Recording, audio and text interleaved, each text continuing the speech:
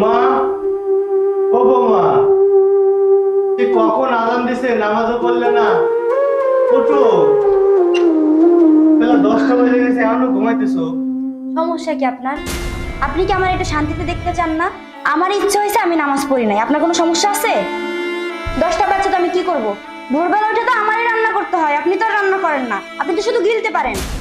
যান, রান্নাঘরে থালা বাসন আছে, এগুলো ধুয়ে ফেলেন। সহ্য যত শান্তিতে ঘুমাইতে দিবে না। এবার কৃষক খুশি হয়ে যাবে। আলহামদুলিল্লাহ, সুবহানাল্লাহ, সুবহানাল্লাহ, সুবহানাল্লাহ, সুবহানাল্লাহ। আসসালামু আলাইকুম হুজুর। ওয়ালাইকুম আসসালাম রাহমাতুল্লাহি ওয়া বারাকাতুহু। আমি তো নামাজ পড়ে তাড়াতাড়ি বাইরে বের হয়ে গেছিলাম, এজন্য পরে আপনার আমি খুঁজতেছিলাম। যাক, ভালো হলো মাঠে যাওয়ার আগে আপনার সাথে দেখা হয়ে গেল। এই যে আপনার মাদ্রাসা থেকে যেই লিস্ট দিছিল, সেই লিস্ট অনুযায়ী কালকে আমার বাড়িতে কিন্তু আপনি সেহরি এবং ইফতার করবেন। এটা ভুলে গেছেন কিনা এজন্য এবার জানা দিতে না বাবা, আসলাম। আমার মনে আছে, আমি সময় মতো চলে যাব, সমস্যা নাই। আচ্ছা ঠিক আছে হুজুর, তাইলে থাকেন, যাই, একটু কাজ আছে। আল্লাহ হাফেজ। আল্লাহ হাফেজ।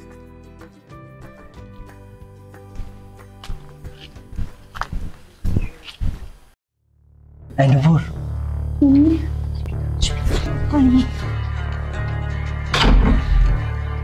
তো মানা করলাম যে তুমি আইসো না, এখানে আইসো না, তারপরে তুমি কেন আসলা? রোজা রমজান মাস, আর যদি আমার শ্বশুর দেখে কোনোভাবে যে তুমি এখানে আসছো, তাহলে কি মনে করবে সে? তুমি বুঝতে পারতেছো কিছু? রোজা রমজান মাস, তাতে কি হয়? তুমিও রোজা নেই, আমিও রোজা নেই, আসলে কিছু একটা। আরে আমি যে রোজা নয় এটা কি বাড়ির কেউ জানে? আমার জামাই তো জানে যে আমি রোজা থাকি, শ্বশুরও জানে আমি রোজা থাকি। আমি সেরিও খাই, ইফতারও করি। তুমি এখন যাও, প্লিজ যাও এখন। আমার জামাই যদি চলে আসে, দেখলো অবস্থা খারাপ হয়ে যাবে। আর একটু থাকি না, এখন তো বাসায় কেউ নাই, কোনো সমস্যা হবে না। আরে দেখো, বাসায় কেউ নেই কে বলছে তোমাকে? আমার শ্বশুর বাসায় আছে, তুমি তাড়াতাড়ি যাও, যদি দেখে ফেলে অবস্থা খারাপ করে ফেলবে। যাচ্ছি, আমাকে একটু রোজা রমজান। আরে যাও না তুমি, বুঝতেছ না, যাও, পরে কিন্তু আমাদের রিলেশনই আর টিকবে না। যাও তুমি।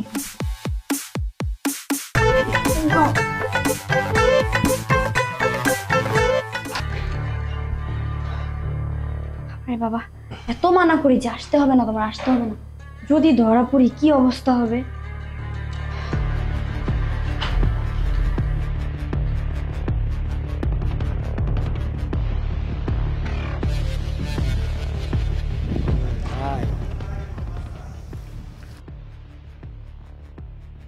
আব্বা, আব্বা, ওই আব্বা,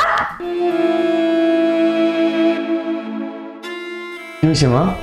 নামাজ পড়তেছে, সারাক্ষণ খালি অজুহাত খুঁজবে, কোনো কাজ জানি না করতে হয়। আপনাকে যে আমি বললাম যে করিম চাচার বাড়ি থেকে আমাদের পাওনা টাকাটা নিয়ে আসেন, আপনার কি কানে যায় নাই? নিজে তো কোনো কামাই করবেন না, ওই টাকাটা যদি না আনেন খাবেনটা কি? আপনার ছেলে একলা একটা মানুষ কাজ করে। আমার শরীরটা খুব অসুস্থ ছিল, মসজিদে গিয়েও নামাজটা পড়তে পারিনি, তাই ঘরে নামাজটা পড়তেছি। রাখেন আপনার অজুহাত, প্রতিদিন আপনার অজুহাত আমি অনেক দেখি। আরে বাবা, আমি বুঝলাম না, আপনি যদি টাকাটা না নেন তাহলে সংসারটা চলবে কিভাবে? বাজার হবে কিভাবে? বাজার না হলে তো খাওয়া চলবে না। নিজে তো খালি ঘরে বসে বসে এতগুলো গিলতে পারেন, আর কি পারেন? কোনো কাজের বেলায় নাই অজুহাত দেখাইতে পারে। আরে তুমি রাগ করো না, আমি এখনই যাইতেছি, এখনই যা তোমার পাওনা টাকা। শুনেন, অজুহাত খুঁজেন তাই না?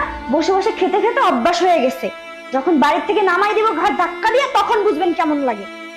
ঠিক আছে মা, তুমি রাগ করো না, আমি এখনই টাকাটা এনে দিতেছি।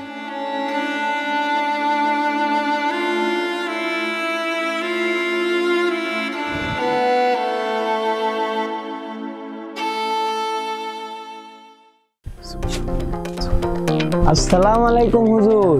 ওয়ালাইকুম আসসালাম রাহমাতুল্লাহি ওয়া বারাকাতুহু। কেমন আছেন আপনি? মাশাআল্লাহ, আল্লাহ ভালো রাখছে বাবা। তুমি ভালো আছো? হ্যাঁ আলহামদুলিল্লাহ, আমিও ভালো আছি। তো শুনলাম আজকে নাকি খায়রুল ভাইদের ভাস্তারির দাওয়াত আছে। হ্যাঁ, মসজিদের ইমামতি করি তো, সব বাড়িতেই তো খেতে হয়।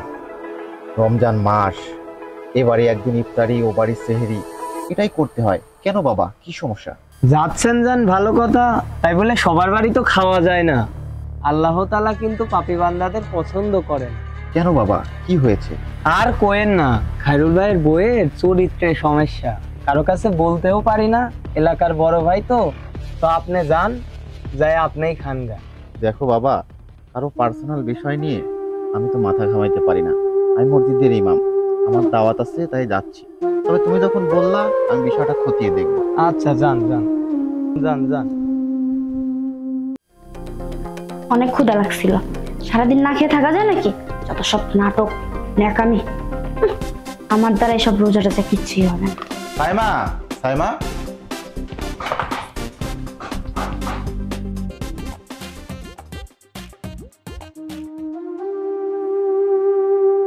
আরে তুমি চলে আসছো? নামাজ পড়তে বসছিলাম। আচ্ছা তুমি একটু রেস্ট করো, আমি ইফতার বানাইতে চাই। আচ্ছা যাবা তো, একটু বসো, তোমার সঙ্গে একটু কথা বলি। আচ্ছা বসো, বলো। আচ্ছা শোনো, এখন তো রমজান মাস চলে তাই না? আমি তো দুপুরে খাইতে আসি না এখন। বাবা কিরকম থাকে না থাকে, বাবাও তো রোজা থাকে, তুমি বাবার একটু দেখে রেখো। আরে তুমি কোনো চিন্তা করো না, তোমার বাবা মানে তো আমার বাবা, আর আমি তো তাকে কখনো আমার শ্বশুর মনে করি না, তাকে আমি সবসময় আমার বাবা মনে করি। তোমার কোনো চিন্তা করা লাগবে না, আমি বাবাকে খুব যত্ন করব। তুমি 5 ওয়াক্ত নামাজ পড়ো, মাশাআল্লাহ, পর্দা করো। আমার মনে হয় না যে তুমি আমার বাবারে কোনো কষ্ট দিবা, তুমি তারে একটু দেখে রেখো। আচ্ছা তাহলে আমি টেবিলে গিয়ে বসি, তুমি নিয়ে আসো। আচ্ছা ঠিক আছে, তুমি গিয়ে বসো না।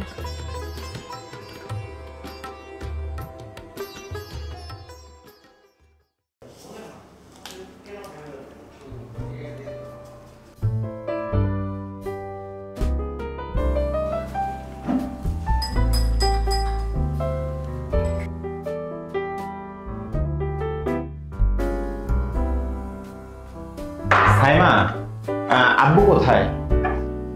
আছে মনে হয় ভিতরে, দেখি। ডাক দাও তো। আব্বা, আব্বা।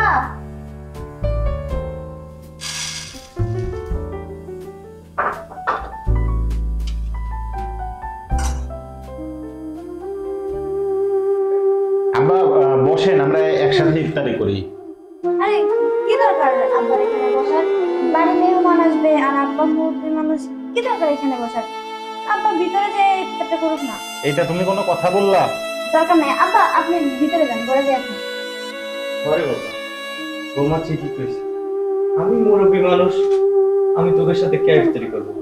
দেখছো আমি তোমার আব্বারে এমন কি বললাম যে চোখের পানি আর নাকের পানি এক করে ফেলছে, এই জন্যই না ভালো লাগে না এসব।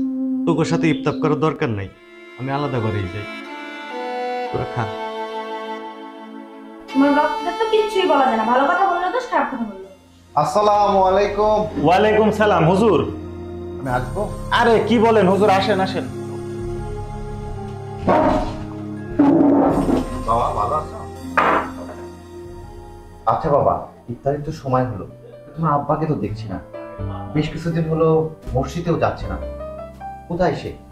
আর বললেন না হুজুর, বাড়িতে তো কোনো কাজ কাম নাই, আব্বারে তো আমি সব সময় বলি নামাজ কালাম পড়তে। কি বলো? হ্যাঁ ঠিক, আসলে হুজুর আব্বা তো একটু অসুস্থ, মুরব্বী মানুষ, বয়স হয়েছে বুঝিনি তো, তাই আব্বা একটু রুমে রেস্ট নিচ্ছে। তা নয় বুঝলাম বাবা, রোজা রমজান মাস, ইবাদতের মাস, এই মাসে পরিবারের সবাই মিলে একসাথে ইফতারি সেহরি করতে হয়। আপনার বাবাকে ডাক দেন, আমরা সবাই মিলে একসাথে বসে ইফতারি করি। না না হুজুর, আব্বার এখানে আসার কোনো দরকার নেই, আব্বা মুরব্বী মানুষ, তাছাড়া সে তো অসুস্থ, সেটা আমার ঘরেই থাকে, তাই না? তুমি কি বলো? দেখো মা, তোমাকে বলতে আমার লজ্জা নেই, তুমি আমার মেয়ের মতো। তোমার শ্বশুর আমি একসাথে প্রতিদিন নামাজ পড়ি, তোমাদের সম্বন্ধে সবকিছু আমি জানি, সে সবকিছু আমাকে খুলে বলেছে। আসলে যে বাড়িতে মুরব্বীদের সম্মান নেই, সেই বাড়িতে আমার ইফতারি করা সাজে না। মানুষের মধ্যে কিছু ভ্রান্ত ধারণা আছে, কেউ হুজুরদের খাওয়াইলে নাকি আল্লাহ সওয়াব বেশি দেয়। আসলে পৃথিবীতে মা বাবার থেকে বড় পীর হুজুর আর কেউ নাই। আসলে এদের সেবা যত্ন করলেই আল্লাহ সব থেকে বেশি খুশি হয়। পিতা মাতাকে আগে খাওয়ান, তাদেরকে সেবা করো, আল্লাহ সব থেকে বেশি খুশি হবে। আজকে আমি আসি, তোমরা মা বাবার সাথে ভালো ব্যবহার করো। একদিন ঠিক আমি নিজে নিজে এসেই তোমাদের এখানে দাওয়াত খেয়ে যাবো। ভালো থেকো তোমরা, আমি আসি।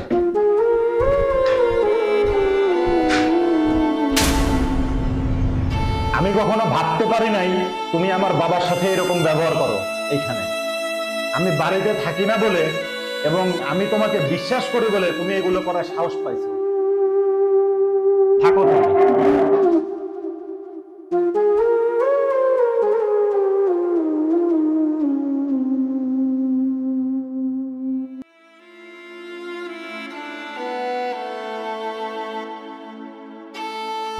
বাবা, কে বাবা? বাবা আমি বুঝতে পারি নাই বাবা যে ও তোমার সাথে বাড়িতে এরকম আচার আচরণ করে। বাবা, বাবা তুমি আমারে মাফ করে দাও বাবা।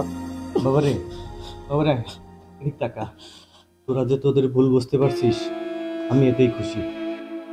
তোরা ভালো থাক, আমি এটাই চাই। আব্বা আপনি ওরেও মাফ করে দেন, ও অনেক ভুল করছে। তোদের কারো প্রতি আমার কোনো অভিযোগ নেই বাবা। আপনি আমায় মাফ করে দেন আব্বা। আমি আপনার সাথে অনেক অন্যায় করছি, আপনার কত অত্যাচার করছি, আপনার বাড়ির থেকে বাইর করে দেওয়ার চেষ্টা করছি। আব্বা আপনি আমায় মাফ করে দেন আব্বা, আপনি মাফ করে দেন। আপনি যদি আমায় মাফ না করেন, আমরা আল্লাহ মাফ করবো না আব্বা। আপনার সাথে এত খারাপ ব্যবহার করা আমার উচিত হয়নি। না রে মা, তুমিও কান্দো না।